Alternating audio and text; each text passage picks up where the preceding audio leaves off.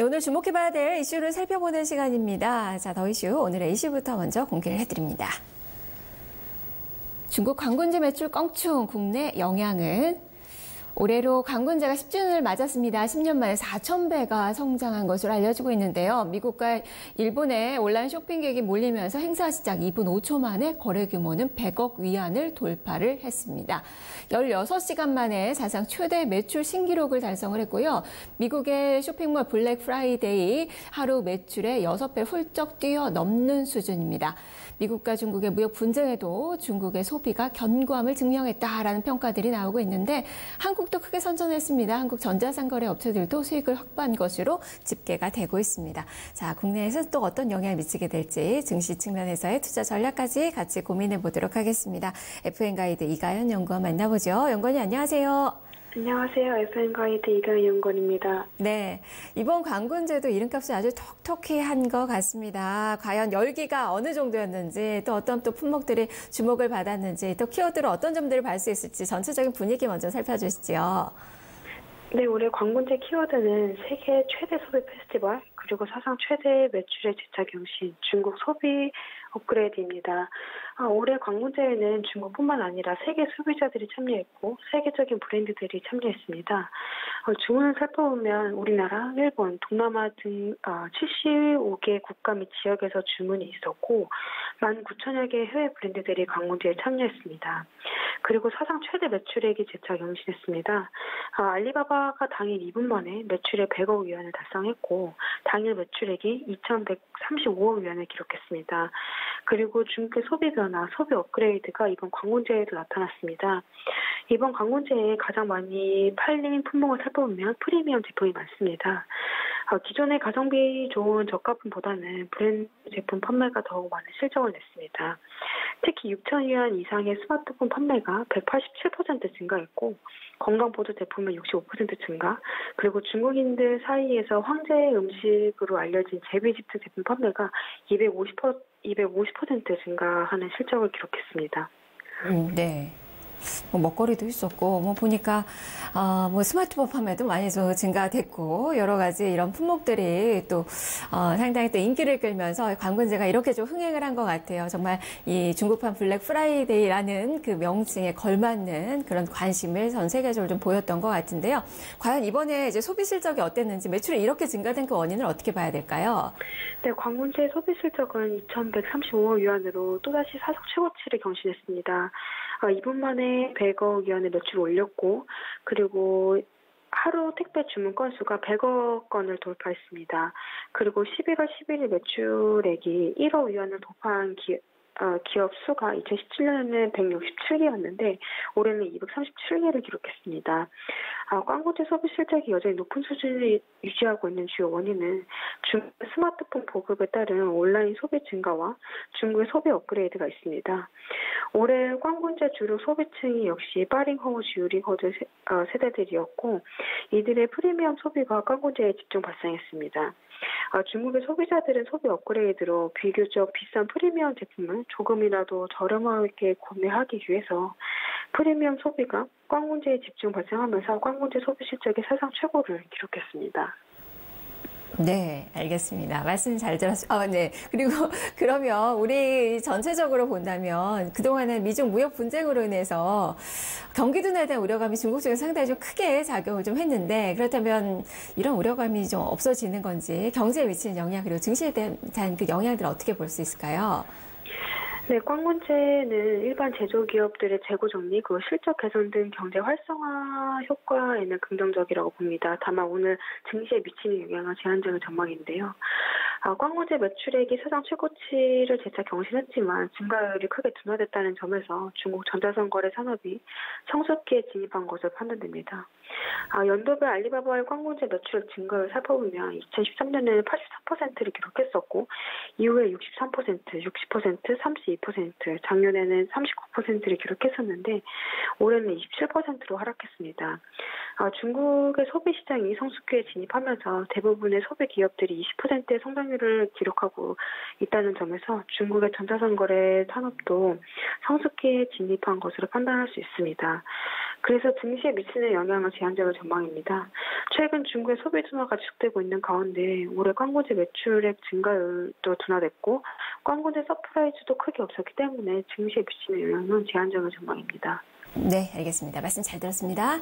네, 감사합니다. 증시에 미치는 영향은 제한적일 것이다. 다만 이제 경제 측면에서는 활성화가 예상이 된다. 뭐 전자상거래 쪽으로의 또 긍정적인 그런 전망들이 또 이야기가 됐네. FM가이드 이가연 의원의 의견 들어봤고요. 또 국내 측면에서도 점검을 자세하게 해보도록 하겠습니다.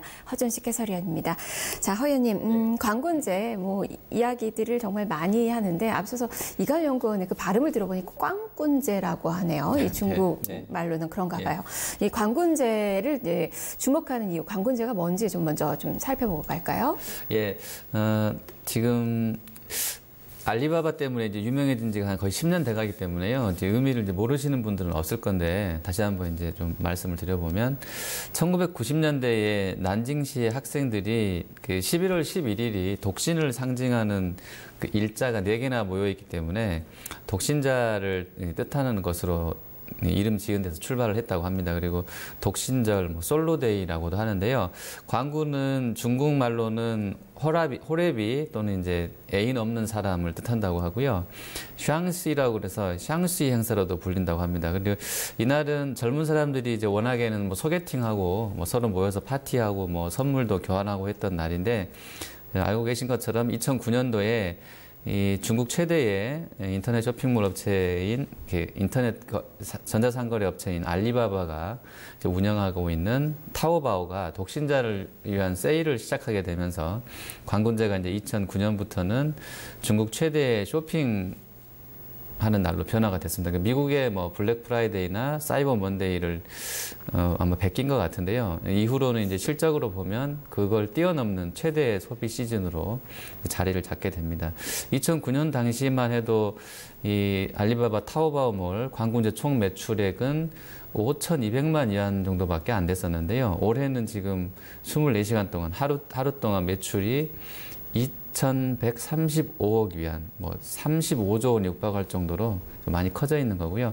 작년보다는 이제 27% 증가한 실적이어서 대체로는 이제 2009년 이후로는 그 기존에 갖고 있었던 의미와 다르게 이제 쇼핑을 위한 어떤 그런 이벤트성 재료로 좀 나오고 있다 보시면 되겠습니다. 블랙 프라이데이에 뭐 일매출의 뭐 6배가 넘는 그 규모로 이제 뭐 아주 크게 성장을 한 것 같은데 이제 국내 유통사들 이 광군제 수혜를 어느 정도 이제 볼 수 있는 건지 대박 매출을 올린 국내 업종들도 좀 있을 것 같은데 어떤 기업들이 있을까요? 예, 지금 아침에 이제 언론 보도 내용이 좀 나왔는데요. 이미 이제 그 어제까지 나왔던 내용들 집계해서 보고가 되고 있는데 알리바바가 올해 이 광군제에 75개, 75개 국가 1,900여 브랜드가 참여했다고 합니다. 해외 브랜드가. 보면 이제 뭐 나이키라든지 뭐 유니클로, 그다음에 아디다스, 그다음에 애플, 뭐 샤오미 같은 업체들이 뭐 1억 위안, 그러니까 우리나라 돈으로 치면 한 160조, 70조 160억, 70억 될 것 같은데요. 이 정도 일간 매출을 올렸고요. 우리나라도 지금 국민들이 많이 직구를 많이 해서 일본과 미국에 이어서 3위에 뭐 이렇게 기여도를 좀 보여주고 있고요. 거잖아요. 네. 그리고 워낙에 좀 많이 했었고요. 이번에도 한 5위 안에는 들었던 겁니다. 그리고 인기 상품을 보시면 건강기능식품이라든지, 그다음에 분유, 그다음에 마스크팩, 그다음에 기저귀, 뭐 그다음에 세럼 같은 화장품류, 그리고 영유아 영양제, 그다음에 에멀전, 세안제, 클렌징, 스키닝. 대부분 보면 이제 뭐 소비재가 많아요. 지금 뭐 특히 이제 그 뭐 먹고 바르고 하는 화장품이라든지 건강기능식품, 그다음에 영유아 용품들이 좀 많고요. 그리고 알리바바랑 그 티몰 글로벌도 이제 알리바바 거인데요. 이쪽 자료에 따르면 해외 직구 상위 브랜드는 1등이 호주의 건강식품인 스위스라는 게 1등을 차지했고요. 그리고 일본의 기저귀인 무니와 카오 메리츠가 이제 2등, 3등을 했었고요. 독일 분유라든지 이제 뉴질랜드 분유도 상위 브랜드로 올라와 있고요. 8위에 있는 업체가 이제 한국의 화장품 업체인데 AHC라는 그 브랜드가 8등을 차지했다고 합니다. 그리고 이제 그 아래쪽 보니까 뭐 미국의 화장품 업체라든지 또 건강기능식품들도 상위권에 올라와 있고요. 티몰의 글로벌 총경리인 이치엔이 이날 간담회에서 한국 브랜드 중에서는 화장품이 눈에 띄게 이제 인기를 얻고 있다. 뭐 다들 뭐 알고 계실 내용인 것 같은데요. 화장품이 아무래도 다른 쪽보다는 좋았던 것 같고요. 성공적인 브랜드로는 이제 AHC, 여기 이제 비상장 회사입니다. 그리고 아모레퍼시픽, 그다음에 LG생활건강 등을 꼽고 있습니다. 네, 대체로 보면 이제 옛날에도 그랬었지만 크게 이 상위권에 있는 업체들 구성이 바뀐 것 같지는 않고요.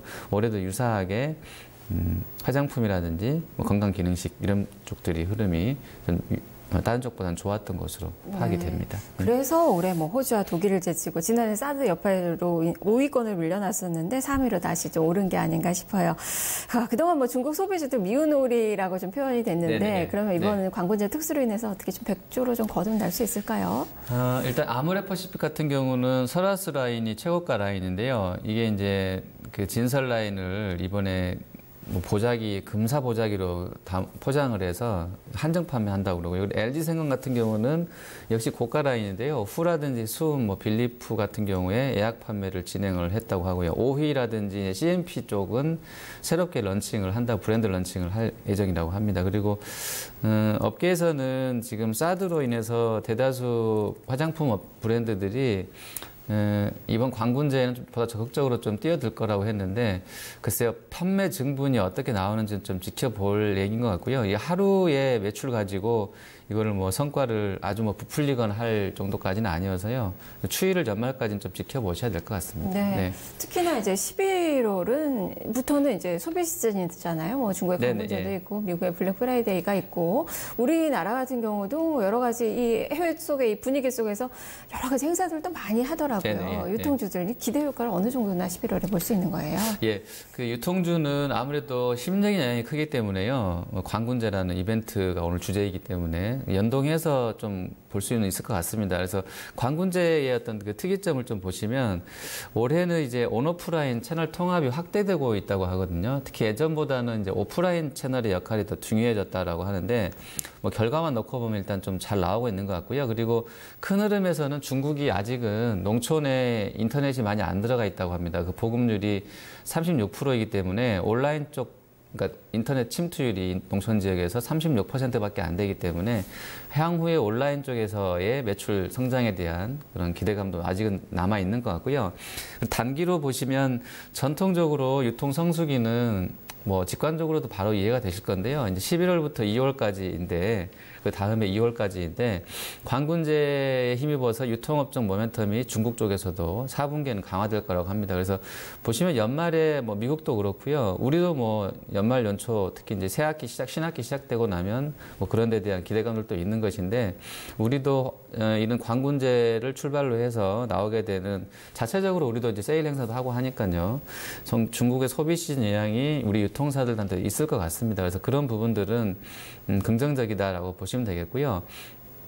또 화장품 같은 경우는 중국의 소비 시즌 영향을 볼 건지는 일단 좀 실적이 나중에 점검을 해줄 것 같아요. 당장 지금 나오고 있는 것으로는 품목별로 어디가 강했다라고 우리가 좀 아까 AHC 말고는 지금 파악할 수 있는 채널이 없기 때문에 그렇게 보시면 좋을 것 같고요. 그리고 유통사들은 뭐 UMF라든지 티몬 같은 경우도 조금 더 이제 뭐 매출이 좋아질 수 있는 기대감들은 있는데 오히려 이런 쪽들이 약진하게 되면 마진을 깎아먹게 되는 재료가 되는 거거든요. 유통사들도 지금 경쟁이 심화되게 되면서 마진이 축소될 수 있겠다라는 부분들. 그래서 실적 보실 때는 매출뿐만이 아니라 수익성을 좀 체크하시는 게 필수적이다 이렇게 말씀드리겠습니다. 네, 우리 뭐 대표적인 유통회사면 뭐 롯데 신세계, 뭐 현대백화점 들 수 있는데 온라인 쪽으로 워낙에 최근에 투자를 또 많이 하는 것 같고 11월에 온라인 쇼핑 거래 뭐 전망들을 보니까 10조 원 돌파할 것이라는 또 전망들이 많이 나오고 있어서 이쪽으로의 기대는 좀 가져봐야 될 것 같습니다.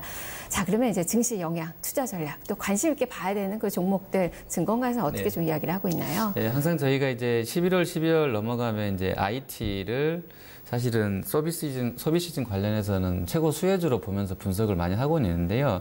올해는 이제 우연찮게 또 폴더블 얘기가 나와서 이게 일단 저번 주 후반부터는 약간 이쪽으로 이 폴더블 관련된 쪽으로 좀 수급 쏠림은 있는 것 같습니다. 그리고 일각에서는 지금 중국과 미국이 미중 간의 무역 갈등이 이 중국의 신규 수출 주문 둔화로 이어지고 있기 때문에 연말에 소비 시즌이 예전만큼 심리가 좋을 것 같지는 않다라고 보는 약간 비관적인 전망들도 나오고 있거든요. 하지만 또 긍정론도 있긴 합니다. 그래서 이게 상충되는 국면인데 이런 부분들은 좀 보셔야 될 것 같고요. 관군제 관련해서는 화장품 주식 관련해서는 이제 마스크팩 하는 회사까지도 잘 보셔야 되겠고 아무래도 대형사 위주로 접근이 유리할 것 같습니다. 그리고 앞서 말씀드린 대로 스마트폰이 연말에 좀 잘 팔릴 수 있는 부분들 그리고 이번에 관군제에서 중국에서는 아이폰 8 플러스하고요.